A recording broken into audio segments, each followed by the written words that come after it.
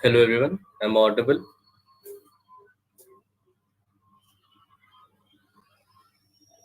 Okay, so hi, good evening. Welcome to Tech Drill Machine Learning, beginner to intermediate.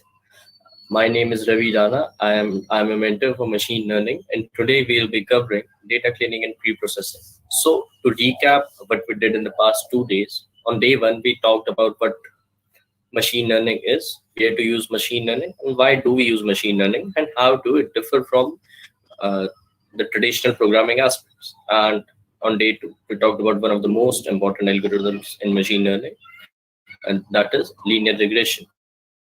We saw how we evaluate a linear regression model, how we make a linear regression model, and what are the various features that we need to keep in mind so that our linear regression model gives us appropriate results. So now today's topic will be data cleaning and pre-processing. And deep diving into today's topic, before deep diving into today's topic, I'll just like to share a few things with you. So we have talked about machine learning and in machine learning and linear regression in our previous lecture. So while talking about that, I said that we need to pre-process our data. So why do we need to pre-process our data? Because initially we have raw data, and the raw data may contain some features that may not be important to us, and even though the features which are important to us, which can be used to predict which can be used to predict the target variable, uh, need to be cleaned out. Why? How they need to be cleaned out, and why they need to be cleaned out? So we will see that in today's session. So let's start. So, for those who have missed yesterday's session, my name is Ravi Rana, yeah, and I was a DSC lead for Chandigarh Group of Colleges for session 2020 to 2021, and I've been practicing machine learning for the past 2 years. Uh, in general, I'm a computers and a football fan. So, it's the overview of our program, and today, day three, we'll learn about exploratory data analysis and feature engineering. So what is data cleaning? So we studied that what is raw data. We studied what is the pre-processed data. So what is data cleaning? So what data cleaning is the process of making raw data useful. So why do we need to make raw data useful? I shared it with you earlier, to get most out of our data. So how can we get most out of our data? And why do we need it? So we need the data cleaning process because initially, if we see that from our previous examples, for the people who have been with us, for the folks who have been with us for the past 2 days, that we are taking an example of predicting the prices of a used car. So here we studied that the name of the owner, it was not a major parameter. It is not a useful parameter to judge the price of the second hand car. So we dropped it. So to know such things, to know that which features are important, we do data cleaning. So now let's say we dropped all the unnecessary features and we are only left with the necessary ones. But now you have to also check that if the necessary features in the data and the necessary features are consistent. Am I clear to you all that why do we need data cleaning? Am I clear? Just a quick yes or no in the chat box.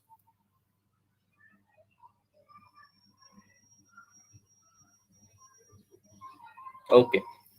So now, why do we need data cleaning in features which are important? So we will see in today's lecture that even though the features that are important may contain some data which is inconsistent, like they might be missing some values, and they might be having some bias in them, or they might have been having some values which are rare, that it is not that if even if it is not there, it would not affect the working of our model.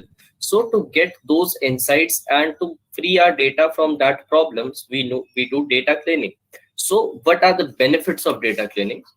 Data cleaning give us the benefit of improving the accuracy of our model and improving the working of our model. So hence our model is more efficient if we use better data. So to am I clear till now? If you guys are clear that what have we covered till now?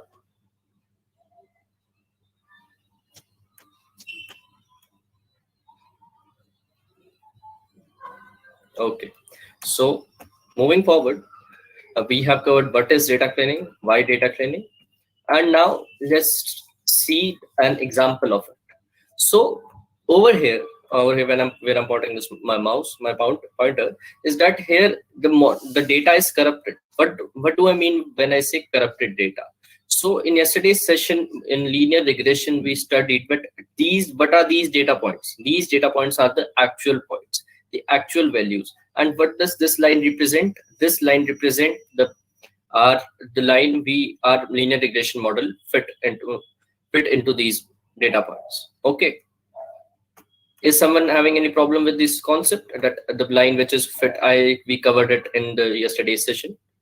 Okay, so now this is an example of corrupted data. How we can say the data is corrupted? Because because we have some inconsistencies in the data. How we can say that there are inconsistencies, that these data points are not valid data points, are the line the our linear regression line doesn't fit properly through these data points. So this model is can't be called consistent model. This is not a consistent data. Or over here, what do we have? We have three data points, and our linear regression line fits directly through it, fit perfectly through it. So this could be called consistent data. So now in the chat box, could you please tell me that uh, due to inconsistent data, what problem what problems may occur? What problems may arise? We studied about them in details. Yes, errors. Exactly. That's right. We will get errors if there is inconsistent data. So, and what do we need to do to make a efficient model? We need to minimize this. We need to minimize these errors. So, how do we do that? There are different ways of data cleaning. So first of all, we have something called an inconsistent column. So in a data, if your data frame, so first of all, what is data frame? So the folks who are familiar with pandas might know that whenever you load a data into your pandas library, into your machine learning model to work upon it, and you use it with the help of pandas load it into a form called a data frame. So what is a data frame? A data frame is like a two-dimensional data structure. That is, it have rows and columns, simple. So that is a data frame. Because you can use a data that is in CSV format, that is in JSON format, and even you can use a data that is in TXT format. But to have it consistently available throughout, we load it into a pandas data frame. So if our data frame contains some columns or some features that we are not going to use, in our machine learning model making process, so these features are called inconsistent columns, that we will not be needing these columns. So why carry them? So why train them? Why increase the problems for ourselves? So simple, we'll drop them. Okay, so are you all clear with inconsistent column?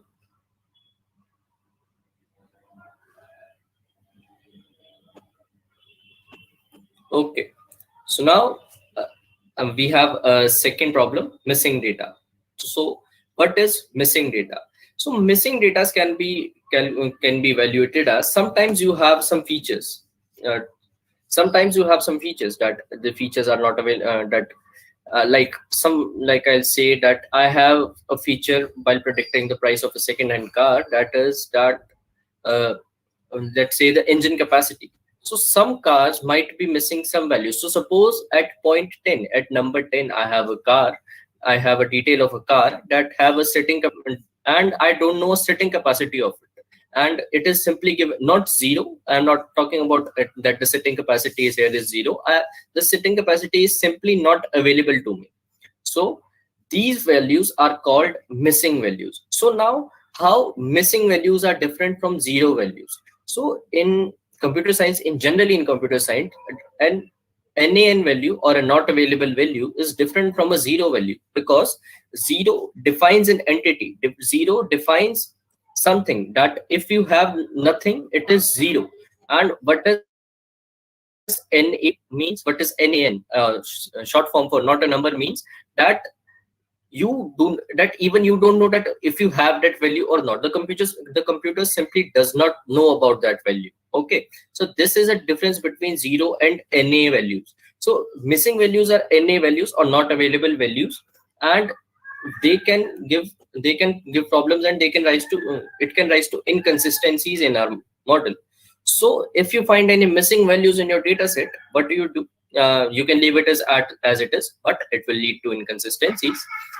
You can try to fill the missing values. If the values are numerical values, you can take the suppose you have a column saying the engine capacity. So now what you can do to fill a missing value, you can take the mode or mean of that column. You can simply take the mode of mean of that whole column, and you can fill the not available values with it. Okay, so, and you can take the mode or mean, it's your wish, and you can simply drop them, but dropping them might lead to get losing some important features. So what is the most efficient way in handling the missing data? It is to replace them. Pandas give you a function called fill NA2, so you can replace the missing values, but you can do it with getting dummies of the values. We will see all this process when we will explore the practical side of exploratory data analysis and feature engineering. Okay, so anyone having any problem with missing data?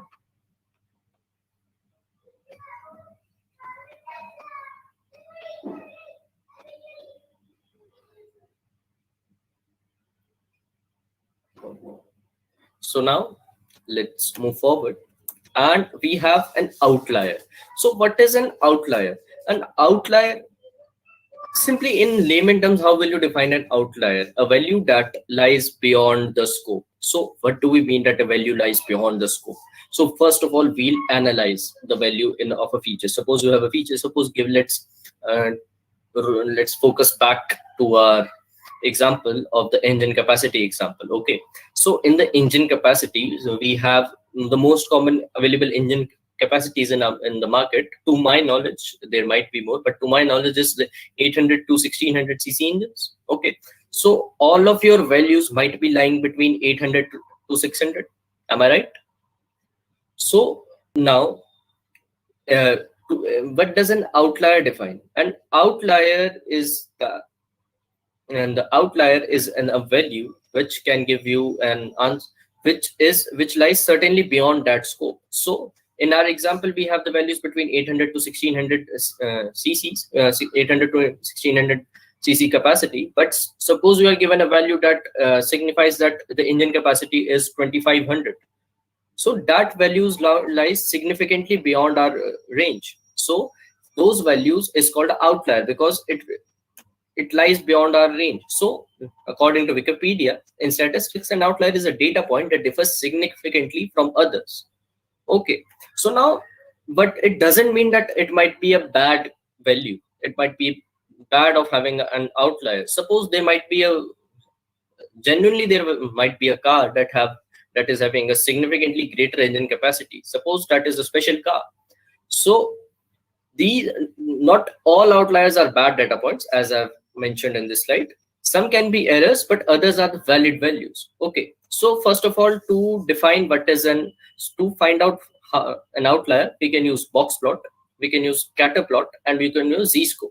So in this tutorial, I'll be showing you how to use box plot to get the outlier values. Okay, so now anyone having problem with any outliers?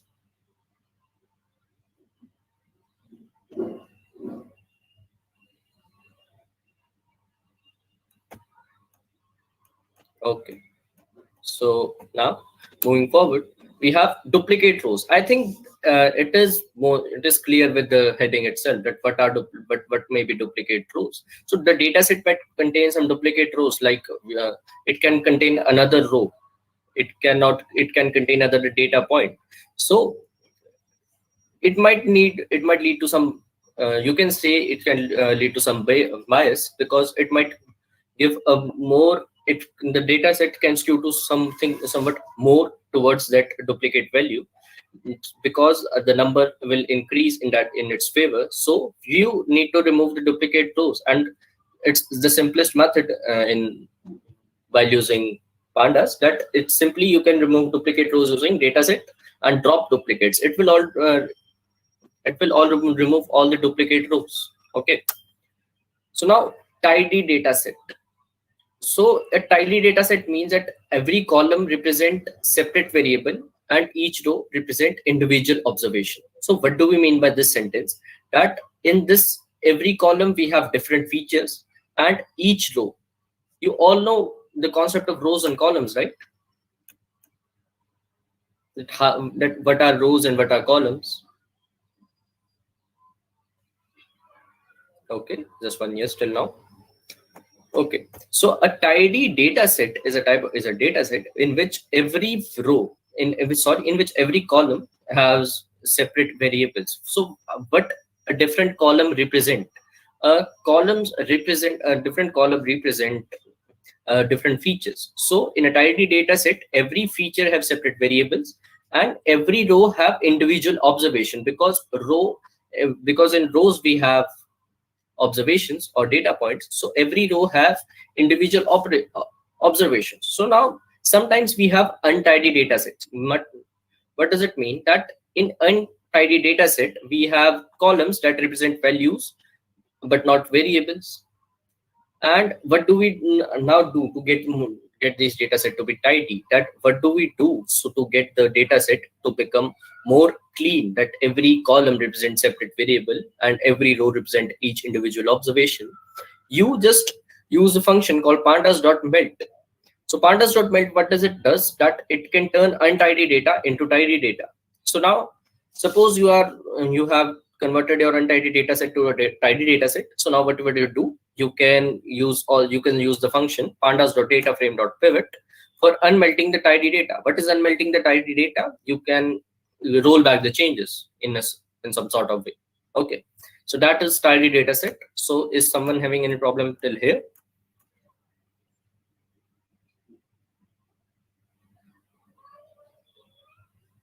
Any example? It's some sort of a general. Can you explain melting again? So now what would be melting? Suppose I have a data set. That contains columns. Let's roll back to our example. Let's roll back to our example of that.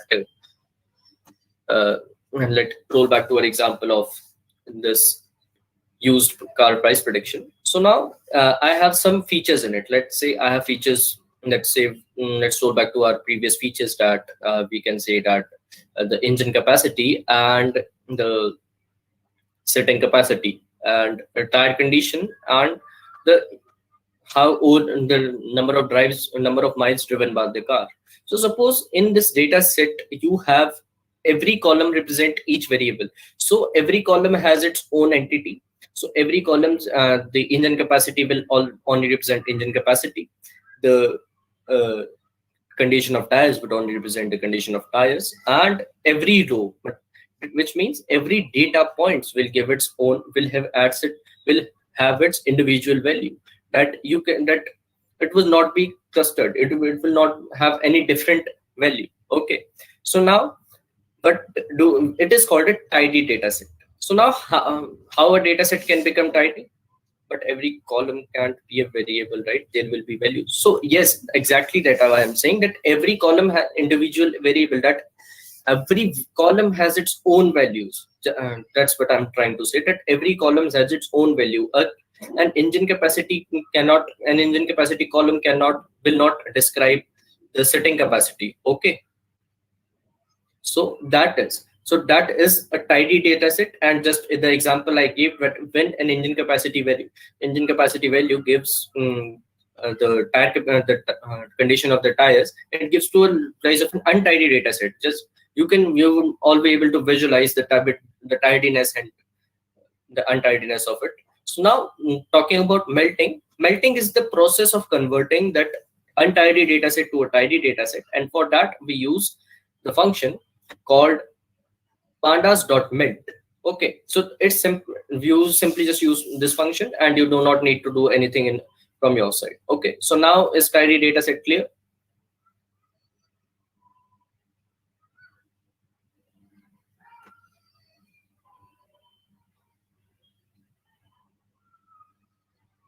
Okay, so now jumping towards converting data types. So in a data frame, data can be of many types, like categorical data, object data, numeric data, and boolean data. So some columns that might have some inconsistent data types, so you need to convert those data types. So what do we mean to say? So let us talk with the help of an example. Let's talk about it with the help of an example. That uh, let's take a standard example, the car price one. So in that example, just say that we have the name of the car company. So the car company can be Maruti, Hyundai, or let's say Honda. So suppose this, what type of data is it? Someone can tell me from the type of data listed in your screen right now. What type of data is then would be the name of a car brand?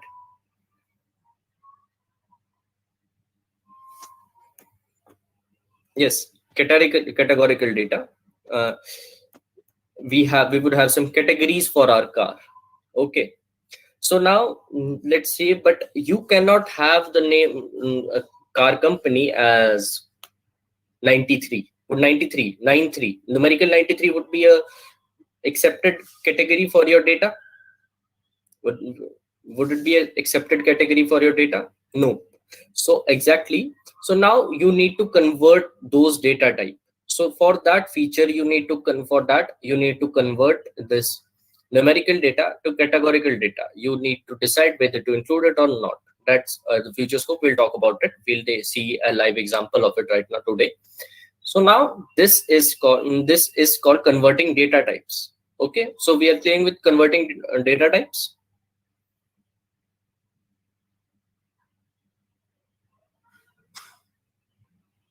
So are we clear with converting data types? What if data includes time in hour, minute, second? Nice question. That type of data is called temporal data. Uh, the data which defines time is called temporal data, and we will handle it that also. And yes, today you'll see an example of it, that how you are going to handle temporal data.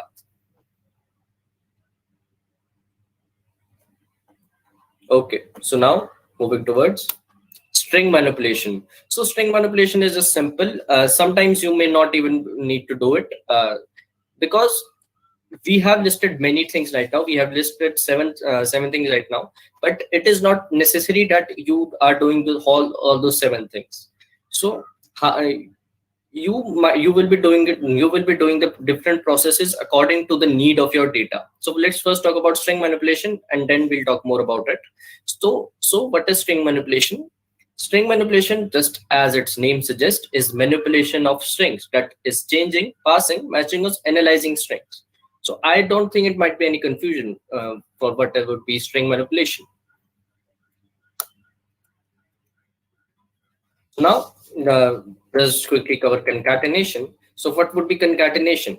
So concatenation is the process. Let's say you are working for a very large organization. The organization is so large that the data is contained in several files. That many files are used for simply containing the data. So now you are being tasked to make a linear regression model for that data. So what would you do? So you will not make a different linear regression model for all those different data files. So what we will do, you simply concatenate those data files. Okay, what is concatenating? Concatenation is adding those data files together. Okay, so that was now string manipulation and concatenation for us. Okay, so can you please repeat it once quickly? So what do you want me to repeat? Can you please say that? I just missed it.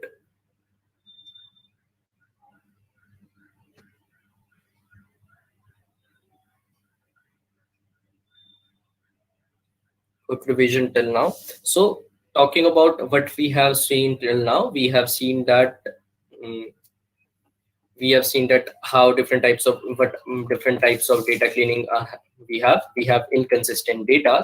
We have inconsistent column, that is a data frame and we would have some irrelevant features that we will not be needing to make our machine learning model. So what we'll do, we'll drop those data columns. And now missing data. So what is missing data? uh, Missing data values are important because if missing data values are those values which we do not have any record of. These are called the NA values, and there is a difference between 0 and NA values, that and we do not know what this NA is for. That hence it doesn't mean it's not a number or not assigned. So, and 0 in itself is a value. If anything is assigned to 0, we know that it is 0, that there are that it does not, that the count of it is 0. Okay, so now to eradicate missing data, what you need, you can leave it as it is, but it will lead to inconsistencies in your data set. You can fill the missing values, and you can use mode or mean for that, and more about mode or mean while filling those missing values in the practical implementation. And you can always drop those features, but dropping those features can give rise to losing some important features for our machine learning model. Okay, so now what is an outlier? Outlier is a value that differs significantly significantly different from other observation, and we identify these outliers using box plot, scatter plot. So we also talked about how some outlier values, the outlier value are not always error, but are valid values. So now duplicate rows. What are duplicate rows? Duplicate rows are the rows which contain duplicate values. Simple, and we just remove them with the function that is listed on your screen right now. Dataset.name.drop duplicates. So now tidy dataset. We studied about tidy dataset. That what is a tidy dataset? A tidy dataset is a dataset that where every column contains separate values, and each row represent individual observation. And to make a dataset tidy, use pandas.melt function. And just in case you need to unmelt your dataset, you use pandas.dataframe.pivot. Okay, so now converting data types, we have seen that many times we have different values. Many times we have some values that are different from others. Like we have seen in our example that the name of a car brand is always a categorical data in our case, because we only have some certain categories for it. And if we include a numerical feature in it, if we include a numerical number in it, it will not be good for us. What do? We convert the numerical feature into the categorical feature. So, but the two other data types are called object data type. Object data type is nothing but a type of a string that contains an object data type. Is a data type that contains numbers, alphabets, alphanumeric characters, etc. So this type of data is called an object data. And what is Boolean data? I think most of you must be familiar with Boolean data. A true or false based data is called a Boolean data, and we need to find consistency in each feature, and we need to have a consistent data type for each feature. So now string manipulation, the process of changing how the string are represented. The process of changing or analyzing string is called string manipulation. And what is concatenation? So when you are working with large data sets, when you are working with very big data sets that might be containing in different files, you add those data sets together. So the process of adding all these data sets is called concatenation. So now we are done. So now we are done with this. So, but while analysis, we should include or exclude outliers. So what should we do with our outliers? We'll try to make them more consistent. That according to the definition, the outlier is a variable that lies outside beyond the range, that is very much different from other data points. So what would we do? We'll do something called a log normal distribution for it, log normal transformation for it, and we'll convert the outlier into that range, and it would be useful to us. Okay, and we'll see that in the practical implementation today. So any doubts till this?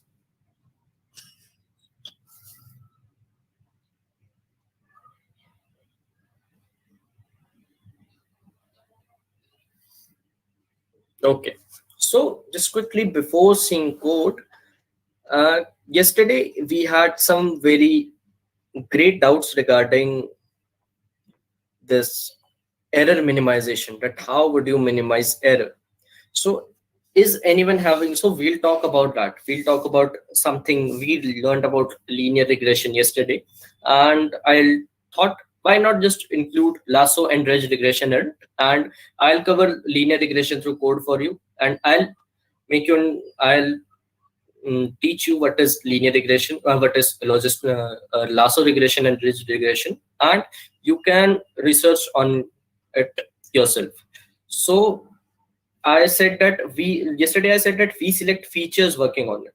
Okay, so we select which features do we need to work on. Am I right? Quickly, am I right or wrong? Because we have a lot of ground to cover today. Just please be quick in your answers. Okay, so how do we select those features? How do we minimize our error? So for that, we use something called a lasso selection. So first of all, let's see what are, I'm going to present my board right now.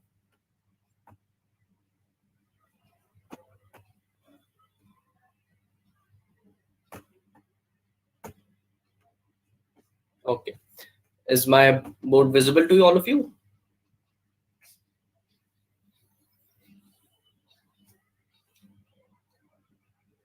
Okay, so what did we talked about? We talked about linear regression.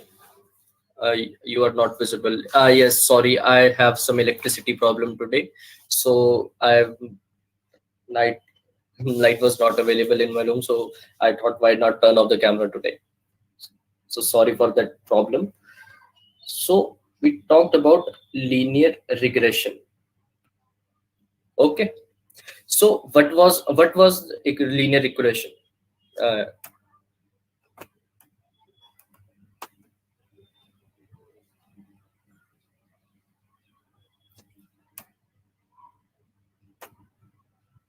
mm, why the board is not working, I'm not sure. Just give me a minute.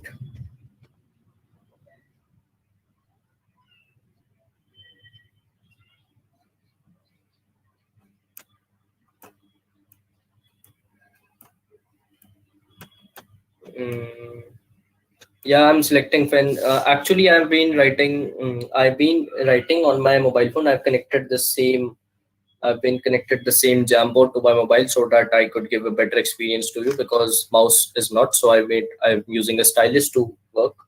So maybe some sort of a connection problem, but let's just see now. Okay. So now it's now okay. So we talked about linear regression. So quickly, what would be the equation of the linear regression? Quickly.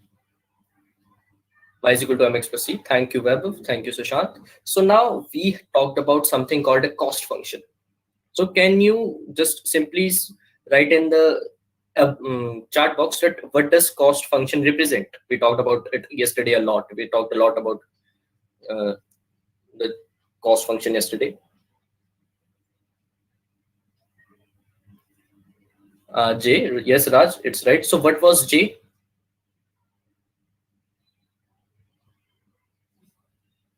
Best possible values for B. I'm looking for exact values, MSC or MAE. Yes, MSE, exactly. So what is MSC?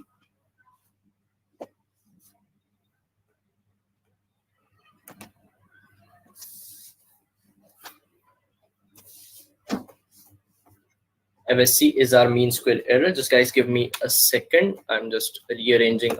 My second display is back online. Okay, so now it will be good to go. So okay, now we have a thing called mean square error. So let me write its equation, that J is equal to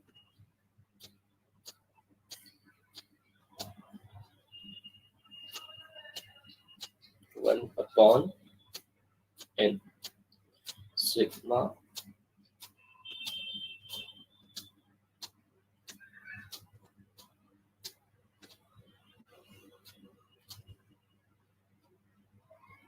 just 1 second, the stylus is not seem to be working.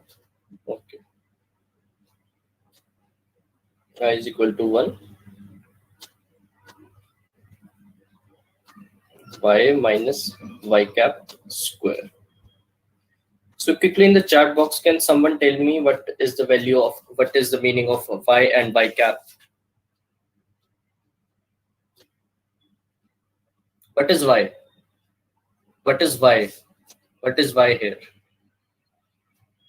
As the actual value and the predicted value. Why not is our predicted value? So this is our function. This is our cost function. What did we do? We minimized it. Okay, but am I right? We minimized it to get the predicted value of b0 and b1. So now, what happened when we actually minimized it?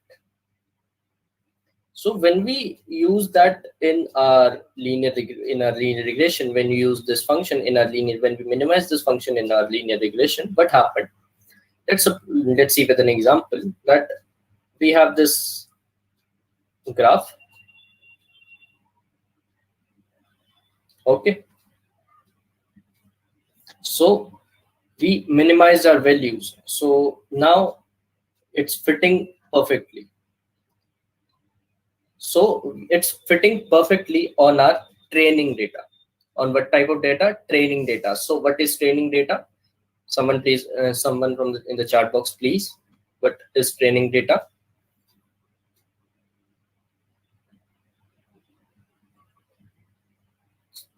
Yes, the data that, thank you, Weber. The data that is used to train our model is called the training data. Okay. So this type of data is called training data. So now we minimized our cost function, and what happened that it fits perfectly in training data. So now I included test data. Now I'm testing the model. For that I'm using test data. So but now when I'm using the test data, I'm not getting accurate results. So suppose I have been reporting a 90% accuracy on our training data set, but I'm only getting 60% in our test data set. So what is this problem called? This problem is called underfitting.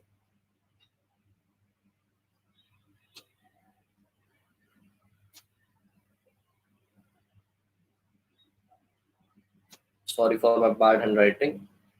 This problem is called underfitting. Okay. And now, when okay, so repeating, what is underfitting? Underfitting is a problem that arises. We have our cost function, so we minimized our cost function, and it's fit perfectly on our training data. Okay, it fits perfectly on our training data that we are getting 90% accuracy on our training data. So now I'm testing the model before deploying it, before reading it for production. What did I did? I tested it with the test data set that I have made. So now, but now when I was getting 90% accuracy in training, I'm getting only 60% in testing. Okay. So this type of problem is called underfitting. When we are performing great on training data set, but not so good on testing data set, this type of problem is called underfitting. So now is underfitting clear?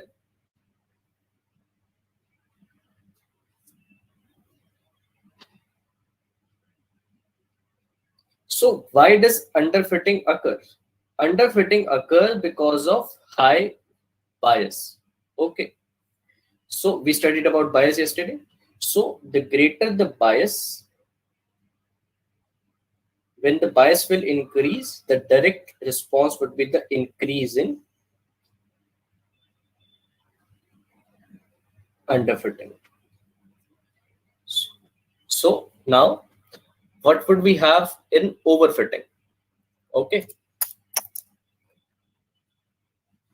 Now what would we have in overfitting? So let's in recapping, when bias increase, so that we have increased this underfitting increases. So now what would happen in the case of overfitting?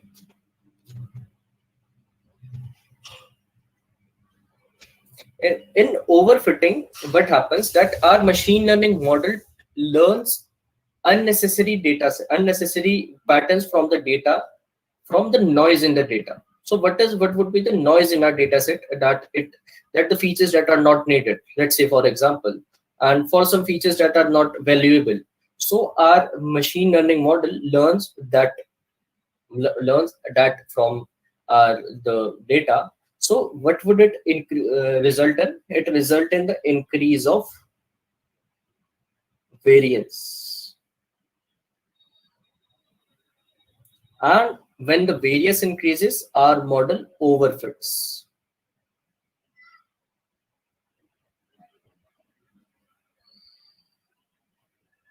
What is noise? So noise, it would be the data, the points in the data set which are not exactly needed, or some unnecessary data. So let's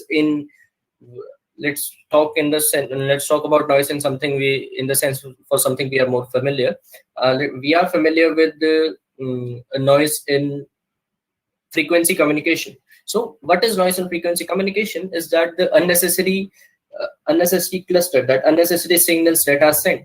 So in machine and our model learns unnecessary features and try to predict our values, try to predict future answers using those features. So that increase in variance, and hence the overfitting. Hence it is called overfitting. Okay. So as an assignment, it's an homework for you all, that learn about, try to Google about overfitting and underfitting, learn more about it, read some more about it. Yeah, these are just underlying concepts. Read more about what is variance, what is bias, and what is overfitting and what is underfitting. So we have seen that high bias results in underfitting and high variance results in overfitting. So what is bias variance trade-off? Bias variance trade-off is a trade-off where which says that what would be the values of bias and variance in our data set. So for that we use our machine learning model must have low bias and low variance. A good machine learning model should have low bias and low variance. It is called the bias variance trade-off. Am I clear?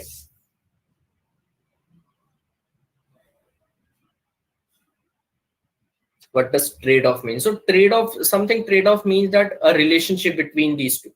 Trade-off, what would be the value of bias and variance together? So low values of both means a good model, because no underfitting or no overfitting. So let's now talk about how features are selected. Let's talk about how features are selected. So now we studied our cost function. So now let's talk about something called ridge regression. Okay. Because in our simple linear regression, we were minimizing our J.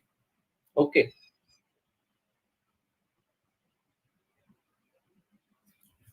What was our J?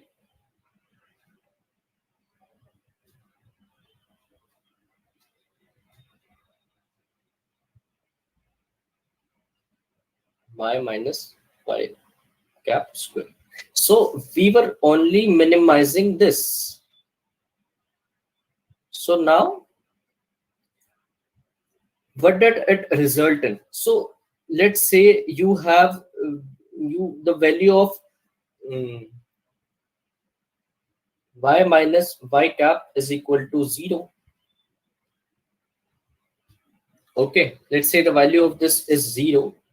So what does it means? It indicates that it is a steep slope. So what does a steep slope means? A steep slope means for an, this is our graph, this is our y, this is our x. So for a small increase in a value of x, there is a sharp increase in the value of y. So this is called a steep slope. This is called a steep slope. So if you have a steep slope, what does it mean? It would mean that your model would underfit. Your model would underfit or overfit. So to prevent that, in lasso regression, in ridge regression, we include another features that should be minimized, and that is lambda into slope square. So am I clear till now? What is slope? That how increase in the steepness of slope would result in an repeat ridge regression. So I haven't talked much about ridge regression yet. So let's talk about what is. Yes, I haven't talked about it yet. So I was just confirming about the part till. I was just confirming about the part till the slope thing. I have not talked about this function yet. Okay. So apart from it, if anyone have any problem, you can ask.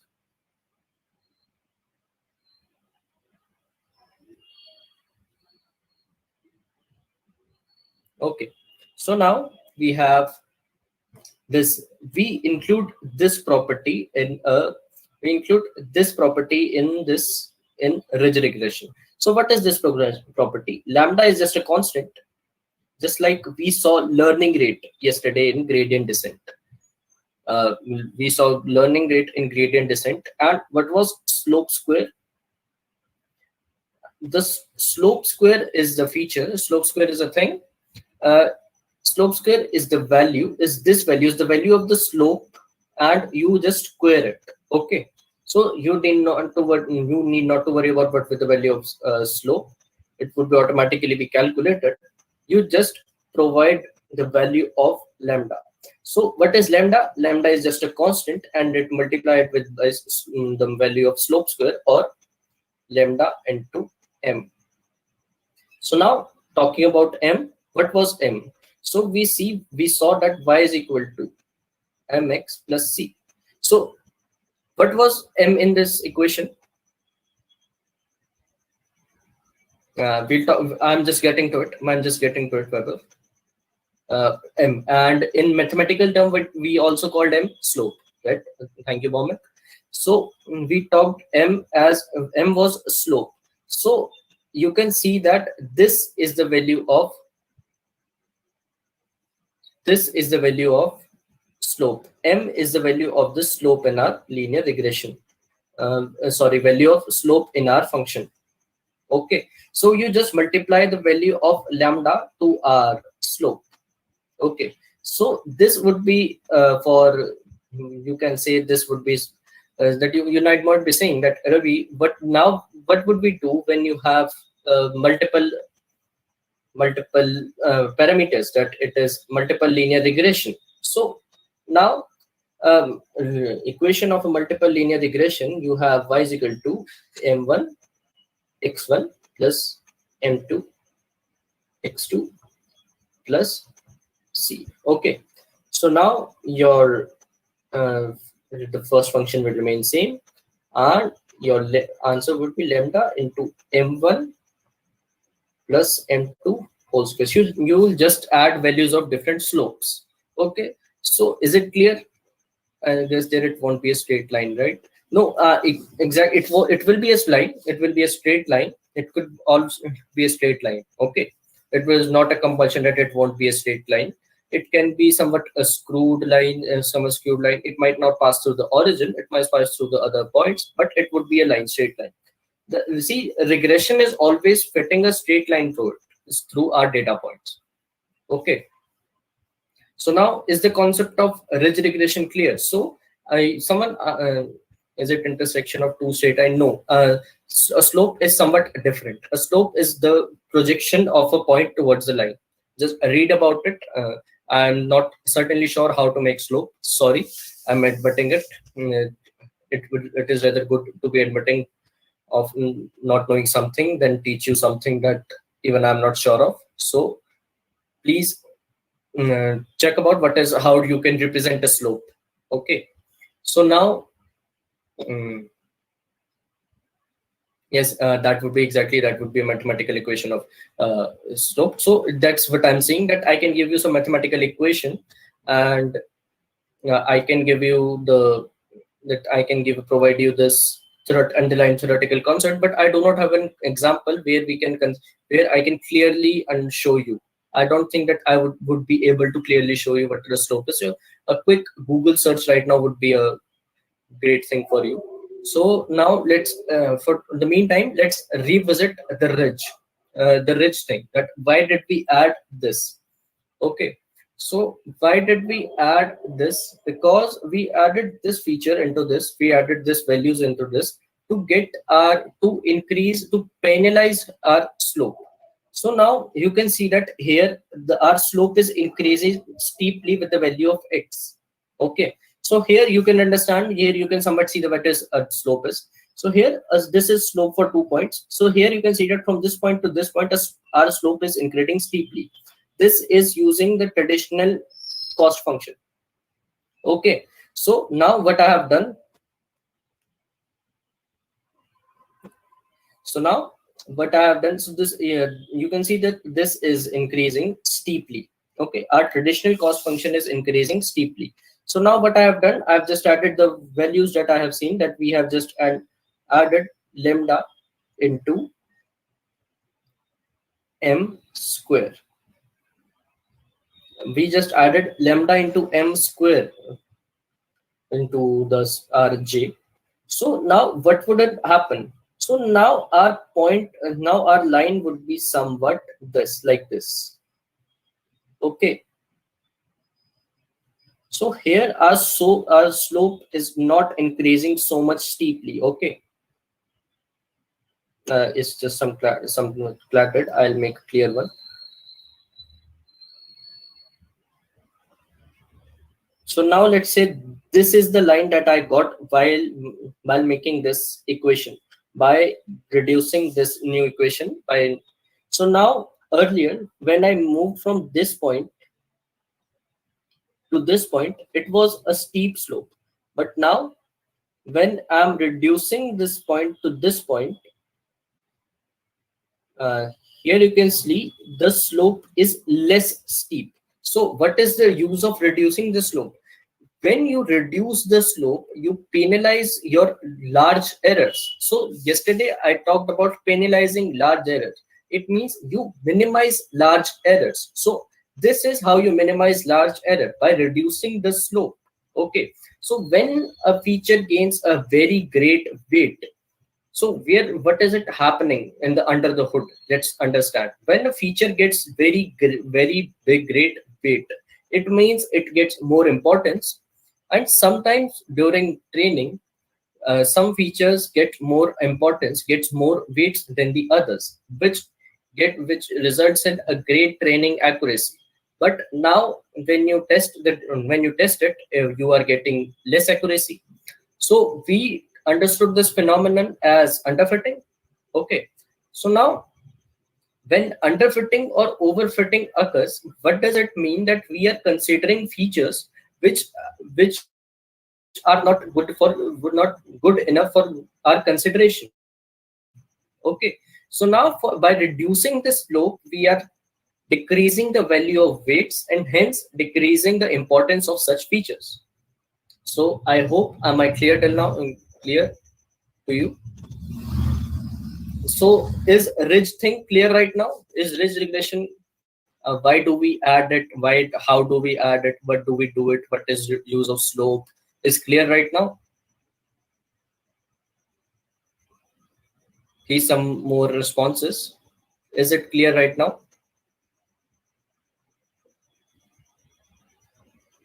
See, I can directly, I have written, I have three collaboratory notebooks ready with me. I could just straight away jump towards the code. But the thing about the code is you can learn the code anywhere. Okay, yeah, there are many online resources where you can learn the code, but there are very less YouTube channels or very less resources where you can learn the underlying concepts about it. So if your underlying concepts are clear, the understanding of code must be easier. So now I estimate that many of you are beginners in machine learning, and many of you are beginners in working with Python. So it might not be clear then when I give you a walk through the code, that uh, it might not be clear enough to you. Okay, that how this ridge thing or lasso thing is working. So now, but using those mathematical equation and these mathematical graphs, you are able to understand, more clearly that how this is working, how ridge thing is representing. Okay, so I hope I'm clear with you. So till now no problem. So how much reduction? It varies, but it gives you the reduction is dependent upon the value of lambda. So just like yesterday, just like the value of alpha, we keep the value of lambda between 0 and some and positive. That is, we always keep the value of lambda positive. We do not make the value of lambda less than, we do not make the value of lambda less than 0. Okay, so till the ridge regression is clear right now, so we'll jump on towards lasso regression. To give a quick revision. So okay, so now I'm just taking help of, I'll be just taking help of my drawings. So yesterday for linear regression, we were just minimizing this function. Okay, we call this a cost function. We were just minimizing this function. So what was happening in that? In that case, let's see that this initial line, let me take a mark pen and I'll give it another color.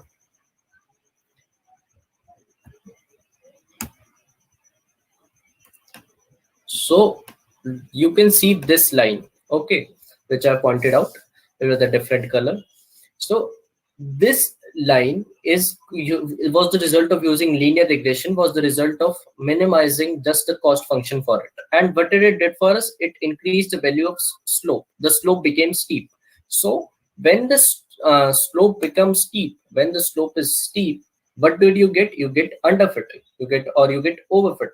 Okay, so now what happens when you get underfitting or overfitting? So what happens is that you get problem in your prediction.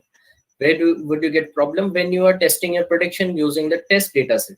Okay, so now this is called a this steep slope causes a problem. So now what did we do?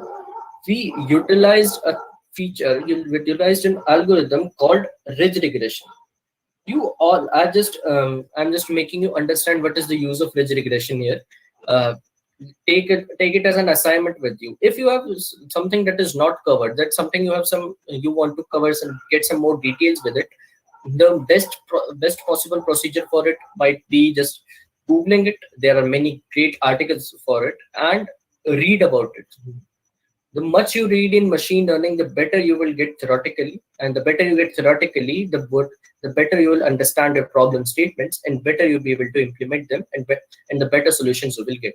Okay, so now in ridge regression, what did I do? I added another feature. I added another values in this, which is called lambda, a constant multiplied by the square of the slope. Okay, you can see it here. So what did it do? It helped me just reduce my slope you can see this here. My slope got reduced, and hence there is the problem. If we reduce the slope, then what should we do? So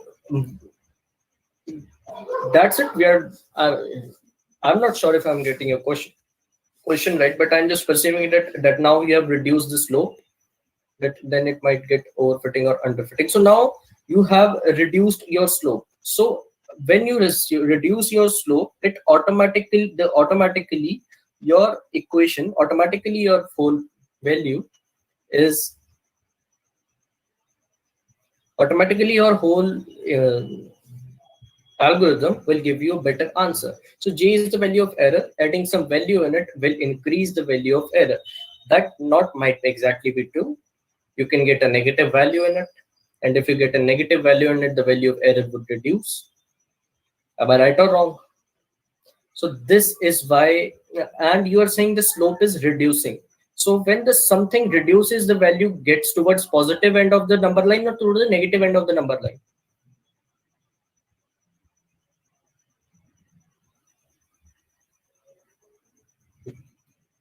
Yes, so exactly when you reduce the slope, you're automatically or reducing and minimizing your cost function. So there is your answer. Okay. So I hope now this ridge regression is clear. Now we are going towards something called lasso regression. Okay. So shall we proceed? A quick yes or no?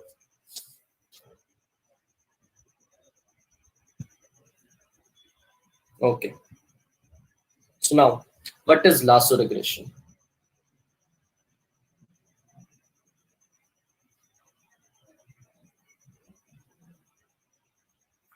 In lasso regression, in the ridge regression, we reduce the slope. Okay. And I'm going to denote it by R. The slope was reduced. But this lasso regression reduces the slope, plus it helps us in feature selection. So what is feature selection, everybody? What is feature selection?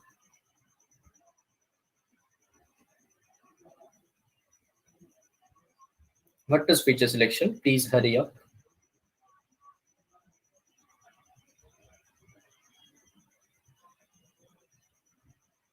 Valuable data from the data set.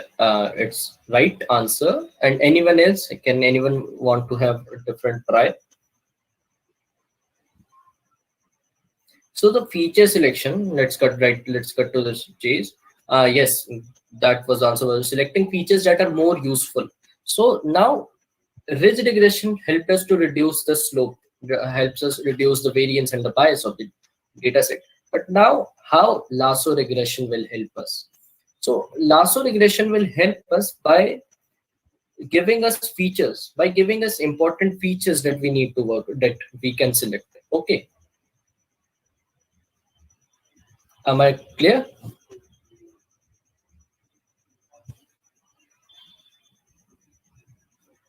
Am I clear? Yes or no?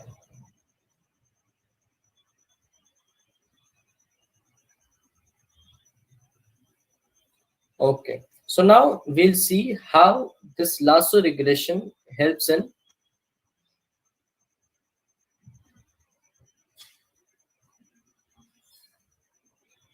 now. Let's see. Let's repeat previous statements of yours. So this how this works in that it helps us in feature selection, that we saw that linear this ridge regression helps us in feature in the reducing the slope, and now using lasso regression helps us not only in the reducing the value of our slope, but also in feature selection, in selecting the important features that are needed for this the whole process. Okay. So now quickly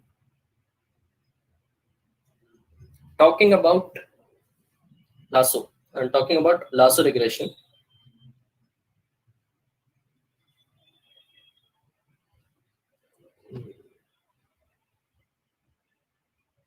Just give me a second. Talking about lasso regression, but in rigid regression we added, what did we added to J? Lambda into M square. And just in this we'll added lambda into the magnitude of M, the exact value, the number represented them by M. You have seen that we can calculate the magnitude of the M, that we can calculate exactly the value of the slope. So we just add this to our cost function, and when we have a great number in cost function, but we have multiple linear regression model, but we'll simply add the magnitude, sum of the magnitude of all the features. Okay, so it will work in the same way. It will give us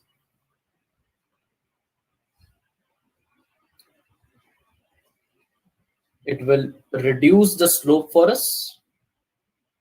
It will reduce the slope. The slope will be reduced, and with reducing the slope, it will help us in feature selection. It will gives us with important features, and that will be see in practical implementation. So is anyone having any doubt till now?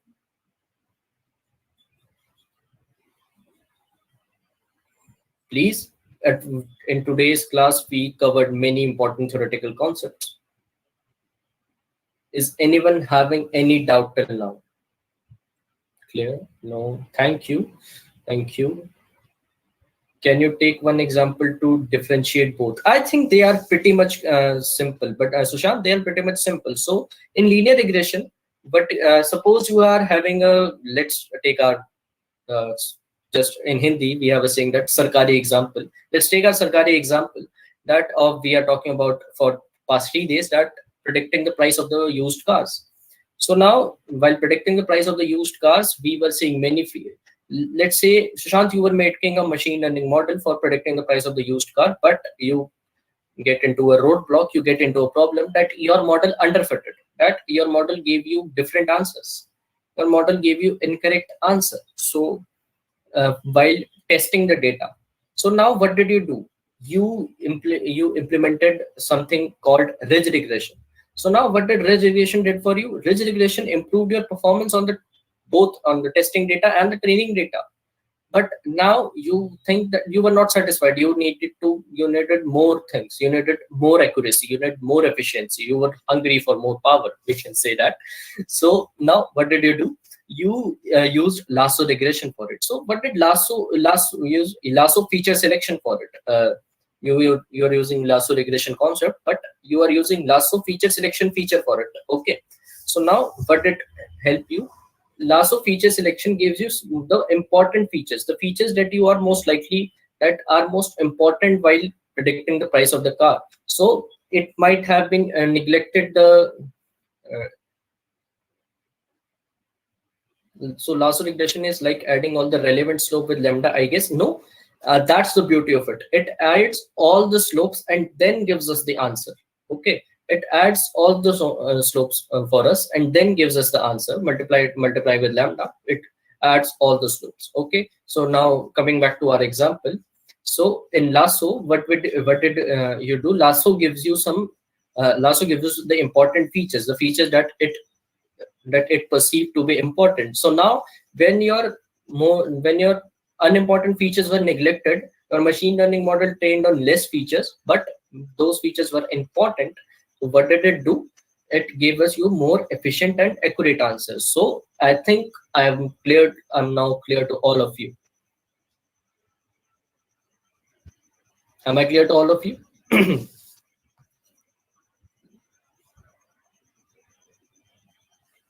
Okay, so I'll be leaving it today with this only. So tomorrow, let's discuss agenda of tomorrow for today onwards. So tomorrow we'll not divulge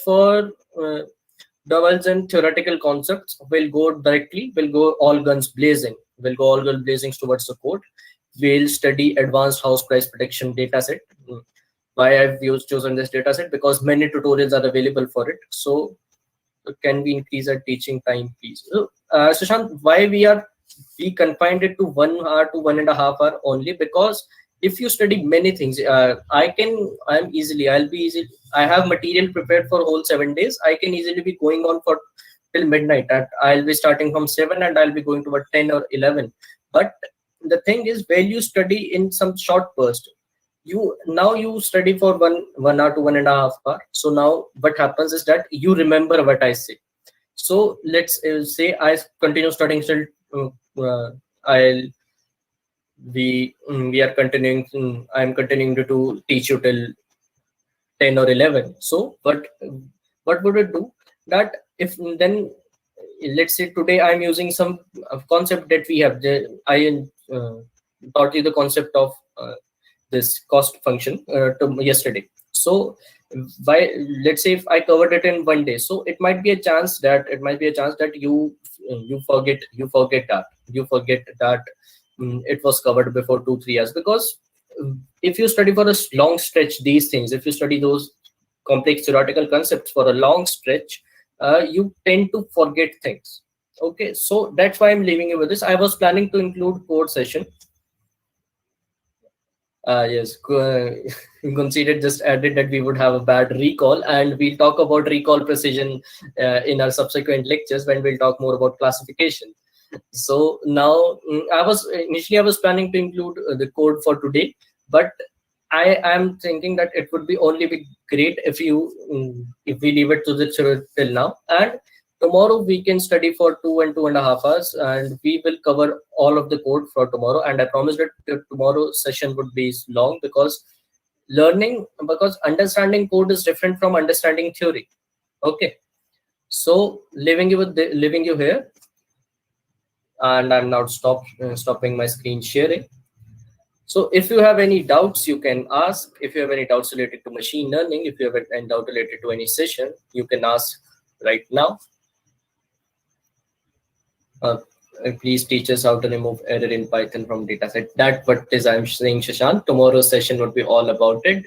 Not only I'll be teaching you to how to remove the errors, I'll be teaching you how to remove the errors, how to select features, and how you will use that newly formed dataset to make a machine learning linear regression model. I'll not be leaving you hanging there. Trust me, Shashank. So if you have any doubts, please drop in the comment section. YouTube channel link. It would be available. Just join our Discord channel, because right now we are these videos are unlisted videos. We are uploading these videos as unlisted